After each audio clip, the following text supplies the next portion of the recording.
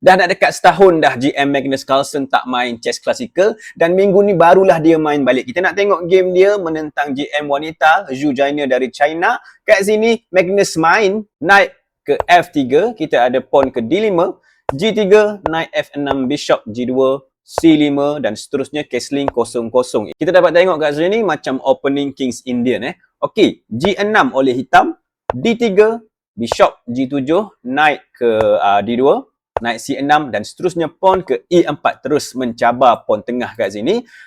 Tapi Zhu Jiner tak kisah, dia castling 0-0. Kita ada rook pergi ke E1 oleh Magnus dan barulah hitam tolak pawn ke D4 meluaskan kawasan dia kat sini, dan putih pun Magnus pun sama juga, dia tolak pawn ke E5 luaskan kawasan sambil serang knight.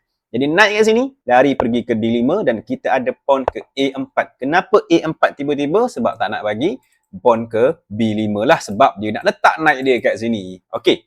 H6 oleh hitam, kita ada knight lompat ke C4 macam saya cerita tadi.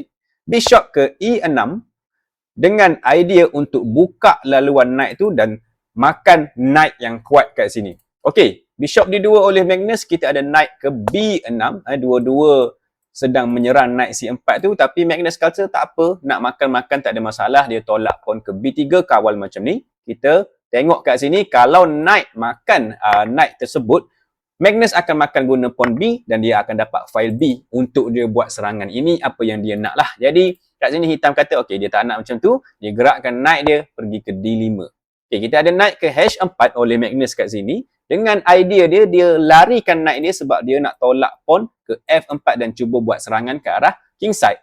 Jadi hitam tak nak, dia tolak pawn ke G5, knight tu balik dan seterusnya queen ke D7 sebab nak masuk ke H3 dan matikan bishop G2 macam biasa.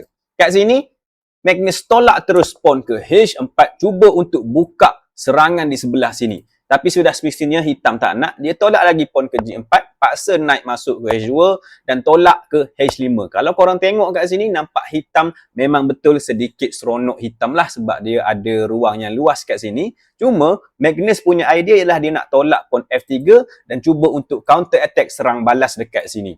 Okey, kat sini putih main queen C1 terlebih dahulu. Kita ada F6, cuba untuk buka file F kat situ. Bishop masuk ke H6, rook kawal di F7 dan seterusnya pawn ke F3 oleh Carlsen. Baik, kat sini apa yang patut hitam buat yang bagus ialah untuk king pergi ke H7, letak tekanan ke atas bishop ni. Kalau bishop makan bishop, rook makan bishop, ini adalah posisi yang sangat bagus untuk hitam sebab file G ni kalau dibuka nanti memang Magnus yang dalam bahaya. Itulah idea hitam. Tapi kat sini selepas F3, hitam mainkan bishop lari undur ke H8 kat sini dan kita ada pawn E makan pawn F6. Seterusnya bishop makan pawn F6 dan F makan pawn G4, H makan pawn G4 dan seterusnya bishop ke G5. Cuba untuk tukar bishop macam ni. Sekali lagi, bishop hitam tak nak, dia undur balik ke H8. Kita ada knight ke F1, ideanya nak pergi ke D2 dan seterusnya lompat pergi ke E4 lah, tempat yang cantik ke situ.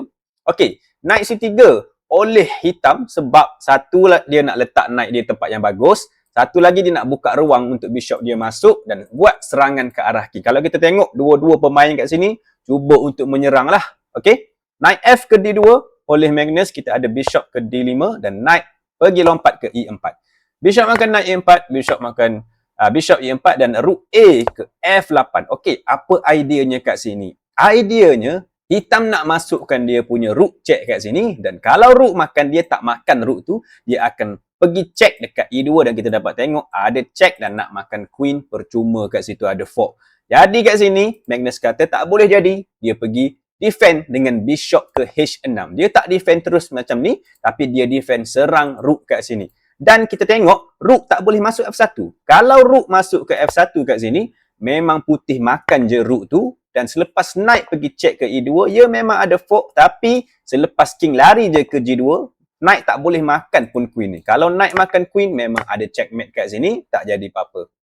Okay, sebab tu selepas bishop ke H6, kat sini hitam mainkan queen ke C7 terlebih dahulu, nak makan pawn di G3 sambil check.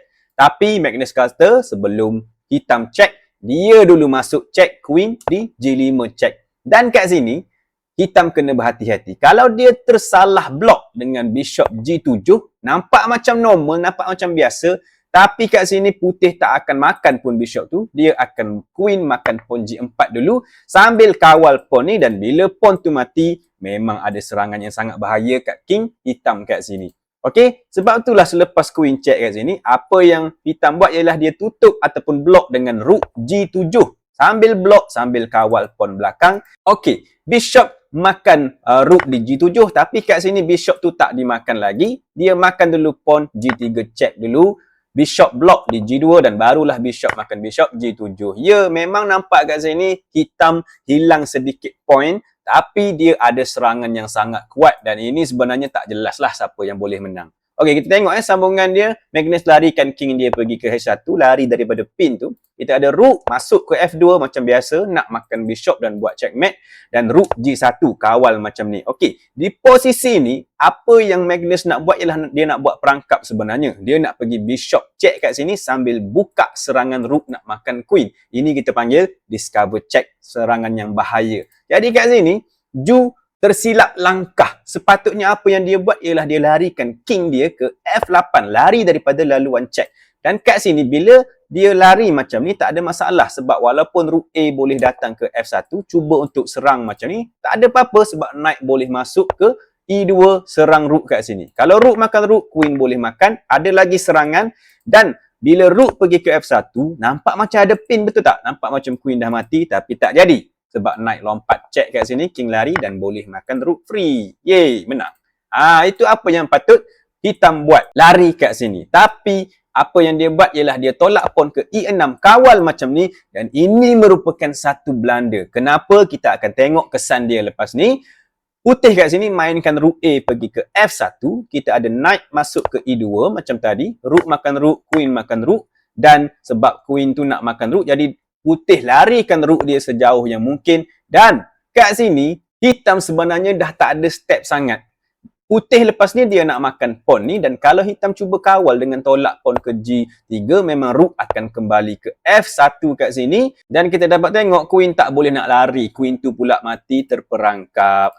Jadi kat sini hitam cuba, dia try serang dengan knight pergi ke G3 check, king lari naik H2 dan kita ada knight ke F5. Dan kat sini pawn tu free, jadi queen makan pawn dulu, queen makan C2 dan kita ada rook ke E1. Tengok ada serangan ke atas pawn yang ditolak tadi. Kalau pawn ni masih duduk dekat E7, memang tak jadi pun serangan tu. Itulah sebab blunder tadi. Jadi hitam kata kalau dia hilang pawn ni memang sangat bahaya. Dia cuba defend dengan knight pergi ke D8. Tapi kat sini rook E2 serang queen, queen makan pawn di D3, dan kat sinilah putih buat satu gerakan yang bagus yang menyebabkan hitam terus resign. Korang boleh pause video ni kat sini dan cari apakah gerakan tersebut. Silakan. Okey, sekarang ni kalau korang tengok ini merupakan game dari kejohanan TP segmen dan hanya disertai oleh 8 orang GM sahajalah. Sekarang ni nombor 1, nombor 2 ialah Arjun Eragaisi dan juga budak baru berumur 14 tahun iaitu Erdok Muskan dari Turki. Ya, yang ini adalah super GM termuda. Memang orang kata mungkin dia akan jadi juara dunia nanti. Kita tengok adakah Magnus Carlsen naik balik dan jadi juara. Okey, apakah move yang bagus yang dibuat oleh Magnus kat sini? Sudah semestinya bishop pergi ke E4, serang queen dan pada masa yang sama serang knight. Sebab apa? Kita tengok. Kalau queen ni pergilah ke mana-mana tak kisah. Contoh queen makan pawn di B3, bishop akan makan je knight tu dengan idea nak makan pawn dan kawal macam ni lah. Kalau queen makan knight C4 tak percuma pun sebab kat sini rook akan pergi ke G2 dan kita dapat tengok ada checkmate yang tak boleh dikawal. Sebab apa? Knight nak duduk kat sini tak boleh sebab ada pawn dan itulah sebab tadi benda ni adalah blunder.